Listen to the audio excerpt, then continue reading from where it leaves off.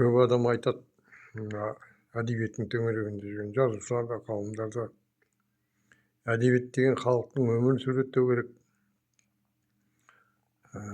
Халықпен бірге болу керек әдебиет. Елдің ішінде болып жатқан оқиғаларды, әлеуметтік өмірдің барлық жаңалықтарыменен соның мәселелерін көрсетіп, оқиғаларды жақсылап суреттеп отыру керек. Мына әдебиет деген қоғамның айнасы, айнадан көргендей болып, қоғам өзінің бет-әлпетін әдебиеттен көріп отыру керек дегенді біздің әдебиетшілер жақсы біледі. Әсіресе ғалымдар жақсы айтады бұны. Сондай әдебиет болса екен деп тосады. Бірақ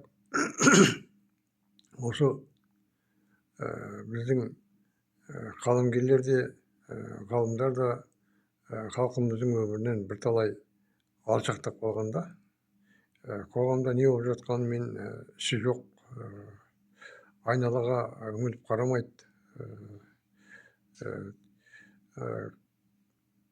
мәселелердің терең тамырына бойламайды.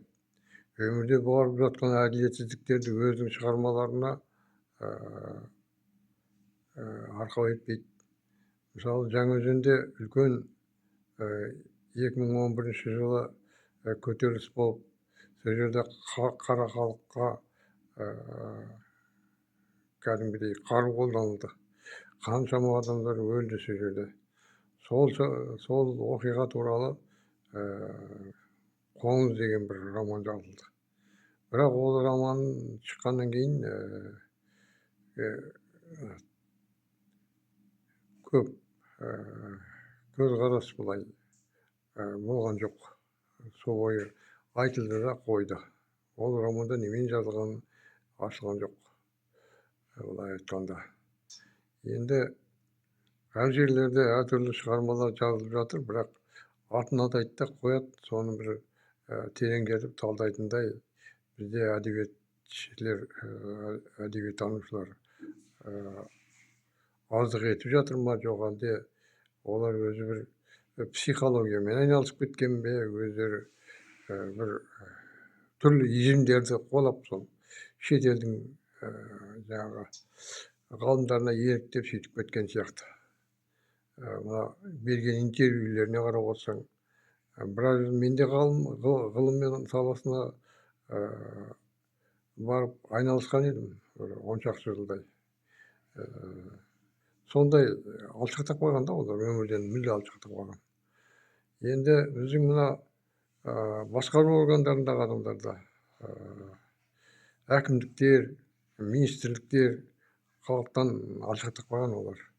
Мына біздің елден келген, ауданнан, облыстан келген адамдар, мысалы, ауданның халқы, ауданның басшыларына кіре алмай жүреді.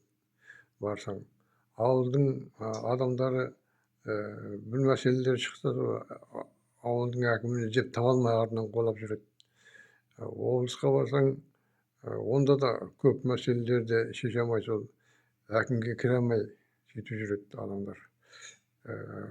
Астанаға барсаң, сол облыстан келген кейбір адамдар облыс мәселелерін шешпегеннен кейін министрліктің төңірегін торып біреулерге жолыққысы келіп сөйтіп жүрсе, оларды кәдімгідей форма киген адамдар кетіндеп жүреді деп қуалап жүреді. Міне біздің қоғамдық органдардың, баспасөздің, ғылымның, көркем әдебиеттің халықпен байланысының қазіргі сыртқы келбеті осындай болып тұр.